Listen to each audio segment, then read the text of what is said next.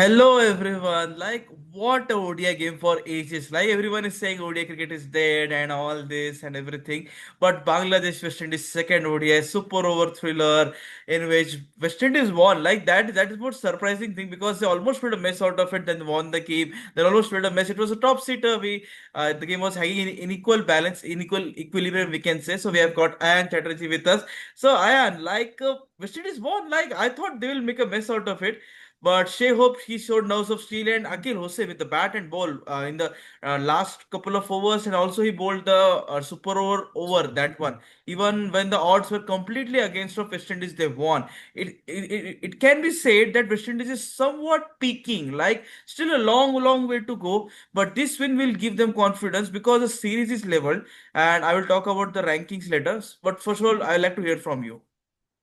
Yeah, so it was an amazing game, as you said, topsy-turvy, and for the first time in history, because of the conditions of the pitch, which was a minefield, West Indies played all the spinners. No fast bowler bowled for them, and this is the first time in ODI history that no fast bowler bowled in an ODI innings. This is a record.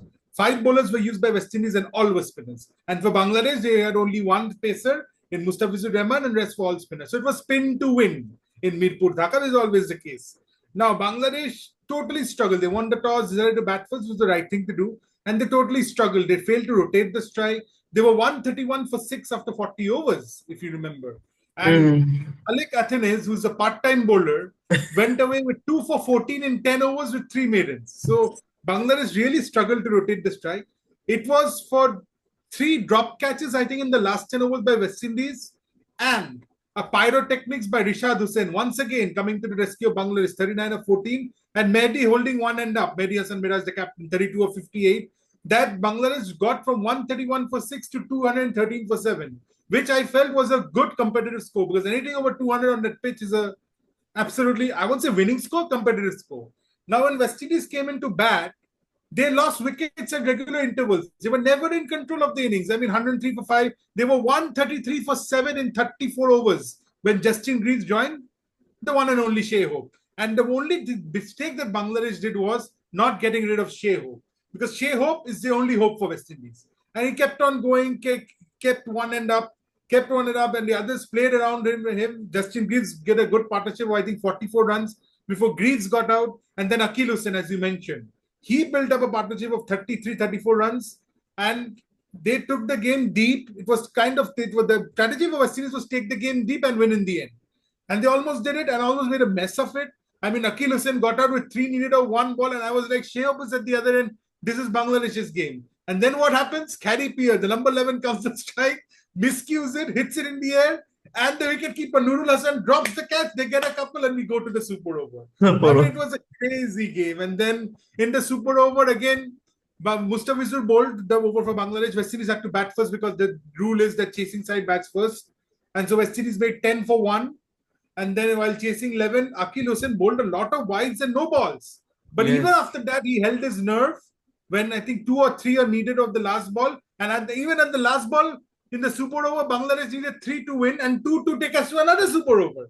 Luckily for everyone involved, Saif Hassan could only get 1 and the match finished. Otherwise, if they would have got another brace, we would have gone into a double super over because that's Double the super rule over. now. Yes. So Now, yeah. crazy game, but important points for the West Indies for qualification points, as you said. Yes, Important yes. points because if Bangladesh won 2-0, then third match dead rubber, but it would have been important. Every game is important in ODIs for them.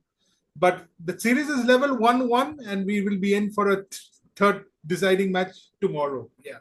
Yes, and for the first time, as you said, 50 overs were bowled by proper spinners only. Full member nation, we are talking. Like earlier, it has happened in the associate nation, the spinners have only bowled and operated.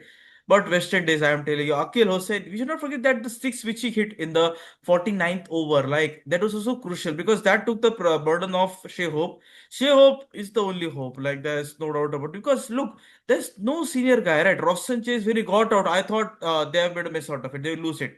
But Justin Greaves, he scored runs. Also, look, in this side, there's no Shimron Hetmeyer. We don't know why he's not selected. He's quite a senior player now. 2018-19, he had came into the side. 7 years into the in and out he has been.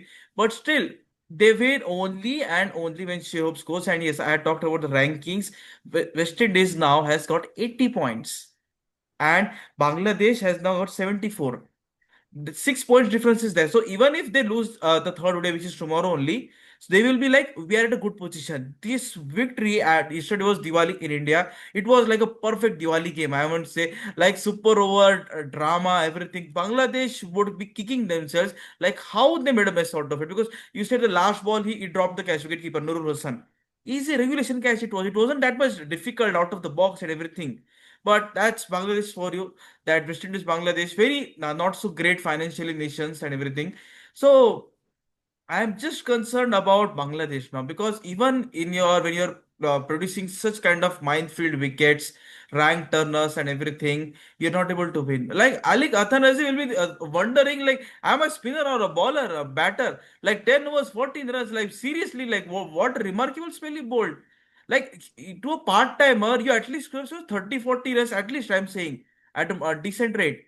But you gave him so much respect. Okay, the pitch was spinning drastically and everything. But that's Bangladesh for you. So this series is locked 1-1. And yes, third ODI is tomorrow only. And tomorrow we have got a bumper of matches coming up. Even if it's a not a Sunday, it's a blockbuster. Like tomorrow is a Wednesday, if I'm not wrong, or Thursday. So Thursday is there tomorrow. Yeah. So yeah, so it's going to be massive. So before we close out the video, Ayan, do you think West Indies can seal the series? Because if they win the series, it might give them a huge self-confidence. Like defeating Bangladesh in Bangladesh is also a huge achievement. I'm telling you why. Because in 2022, India didn't win ODI series against Bangladesh. India lost by 2-1.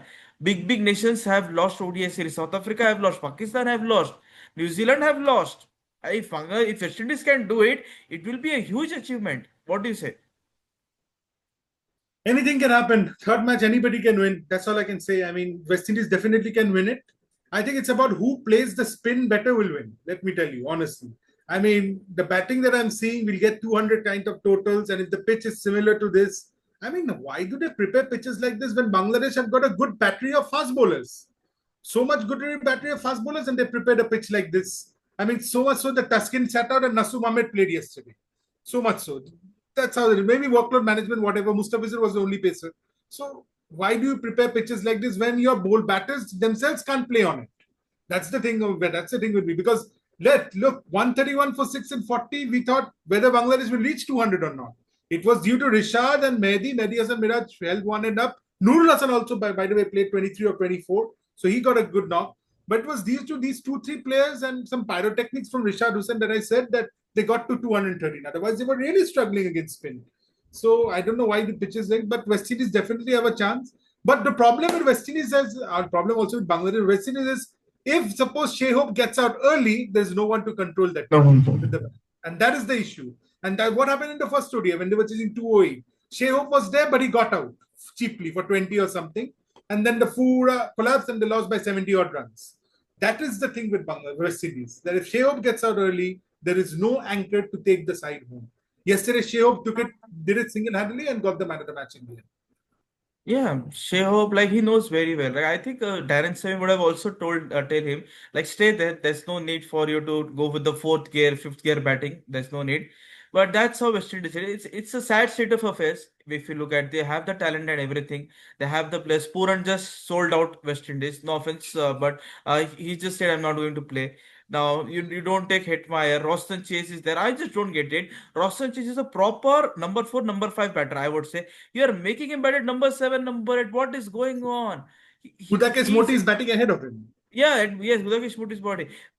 Roshan Chase is someone who can anchor the innings perfectly. We saw Yeah. him against the test side as well. Even if you look at his record, no, he's an anchor. He's not a finisher, not at all. You're chopping and changing permutations, combinations. No, no, no. If you ask about my prediction, I will be very happy if West Indies wins because look, World Cup qualifiers 2026 it would be played in the back end of the year or in 2027. Dates are not yet. Winning is important for West Indies now. They have won from pulled out a heist, we can say, a robbery in the day, in the night. They have done it. It's going to give them a confidence. So the pressure will be on Bangladesh. And yes, you said about the Bangladesh bowling attack. Even Sean Tate, who is the fast bowling coach of Bangladesh, no, he said that we have very good crop of fast bowlers. They can produce good wickets, but it's their obsession. Like we want to create a web, we want to spin the bowlers and everything. So it backfired like literally. मतलब वो कहते हैं ना दूसरे के लिए खड्डा खोदते खुद ही गिर जाते हैं. It's like digging your own grave and thinking other will fall like that. So it's like that. So let's see. We will do the post-match analysis of that match as well. Third ODI is going to be bumper tomorrow. Only just little bit workload is little bit less today because only one match is there. And also not to forget, Pakistan Bangladesh is also going on, and Zimbabwe Afghanistan is also going on. That coverage is there and go worldwide. So thank you, Ayan, for joining us. We'll be connecting with you post-match analysis. And yes, tomorrow there is India versus Australia as well. So Rocco will be also there. So a lot of cricket is also there tomorrow. So thank you everyone. Bye.